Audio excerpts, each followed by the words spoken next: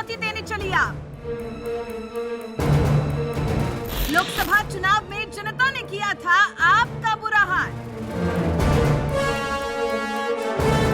मोदी का विकल्प बनने चले केजरीवाल का देखिए हाल।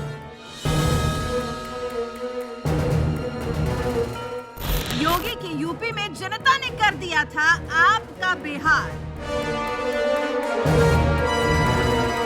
फिर भी मोदी का विकल्प बनने चले हैं अरविंद केजरीवाल।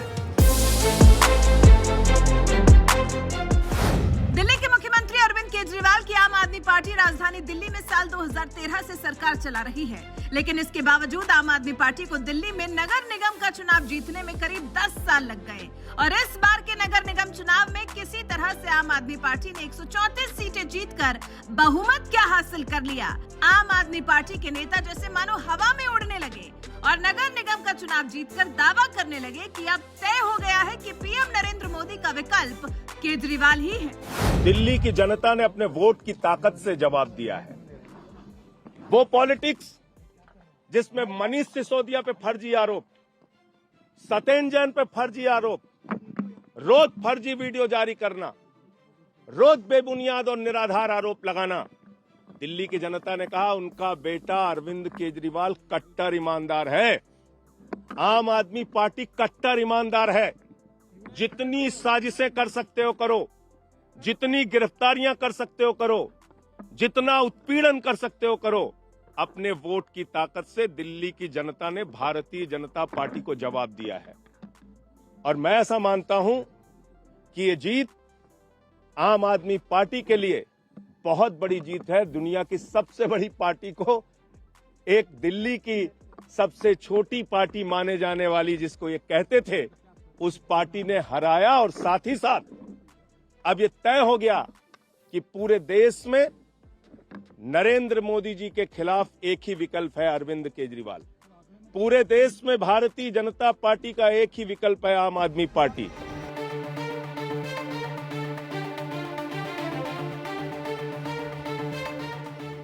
आम आदमी पार्टी के सांसद संजय सिंह का यह बयान सुनकर आप समझ जाइए एमसीडी का चुनाव जीतने के बाद किस तरह से पार्टी के तमाम नेता सीएम केजरीवाल को मोदी के टक्कर का नेता बताने में जुट गए हैं और ये साबित करने की पूरी कोशिश कर रहे हैं कि विपक्ष के किसी नेता में मोदी को टक्कर देने की अगर ताकत है तो वो है अरविंद केजरीवाल। लेकिन आम आदमी पार्टी के नेता ये बात शायद भूल गए कि जिस एमसीडी चुनाव जीतने के बाद मोदी को टक्कर देने की बात कर रहे हैं, उस एमसीडी चुनाव में जीत हासिल कर आम आदमी पार्टी ने बहुमत जरूर हासिल कर लिया है, लेकिन बीजेपी और आम आदमी पार्टी की जीत के बीच महज 30 सीटों का ही फासला है। यानी आम आदमी पार्टी जहां 134 सीटों पर जीत हासिल कर चुकी है, तो वहीं बीजेपी ने 104 सीटों पर जीत हासिल की है। और ये सीटें बीजेपी ने ऐसे समय में जीती हैं जब पार्टी के दो दिग्गज चेहरे पीएम नरेंद्र मोदी और यूपी के सीएम योगी आदित्यनाथ चुनाव प्रचार में नहीं कूदे। दोनों ही नेताओं में से किसी ने भी एमसीडी चुनाव में प्रचार नहीं किया। अब जरा सोचिए, अगर मोदी और योगी ने एमसीडी चुनाव में प्रचार किया होता तो 104 सीटें जीतने वाली बीजेपी के पास कितनी सीटें होती और आम आदमी पार्टी का क्या हाल होता। लेकिन जब पीएम मोदी ने एमसीडी चुनाव में प्रचार ही नहीं किया, तो फिर आम आदमी पार्टी के नेता एमसीडी जीतकर कैसे अरविंद केजरीवाल को मोदी के खिलाफ विकल्प बताने लगे। वैसे भी गली मोहल्ले का चुनाव कहे जाने वाले नगर निगम चुनाव से मोदी की लोकप्रियता नहीं आंकी जा सकती।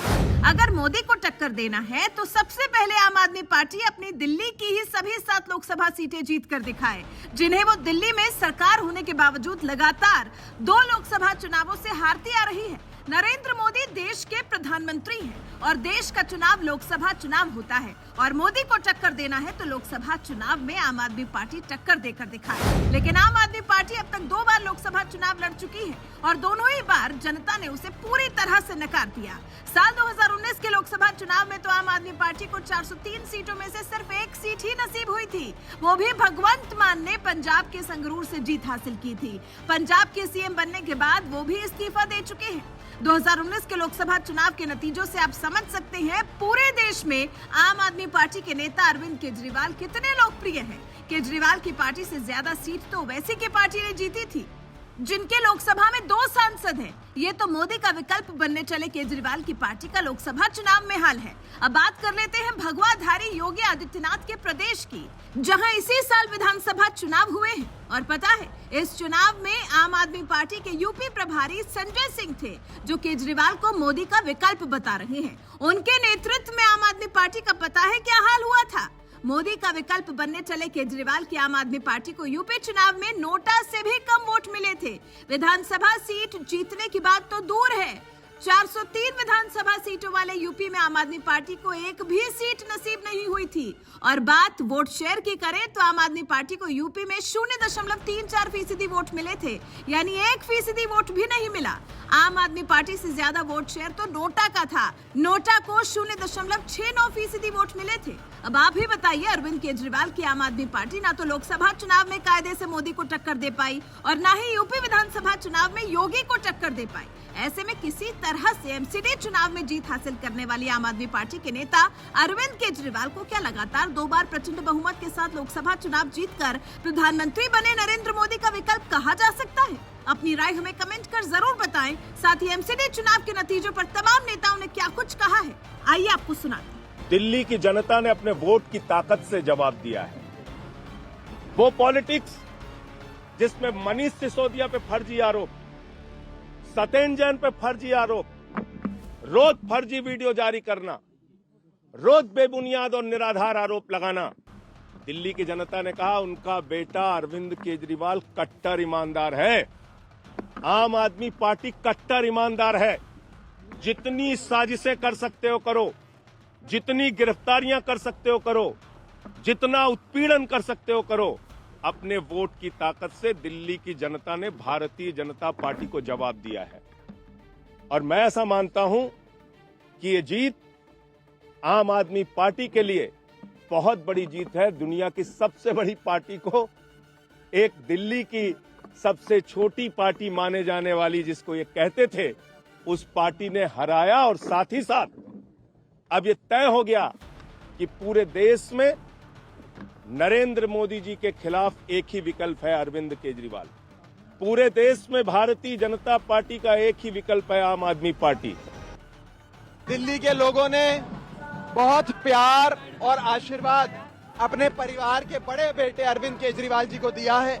जैसे दिल्ली सरकार में दिल्ली के लोगों ने जिम्मेदारियां अरविंद केजरीवाल जी को दी, दिल्ली सरकार की चाबियां अपने बेटे अरविंद केजरीवाल जी के हाथ में थमाई, वैसे ही आज दिल्ली के लोगों ने नगर निगम की चाबियां भी अपने परिवार के बेटे अरविंद केजरीवाल जी को थमाई है। दिल्ली के लोगों ने एक संदेश दिया है कि हम काम करने वालों को वोट डालते हैं, बदनाम करने वालों को वोट नहीं डालते हैं।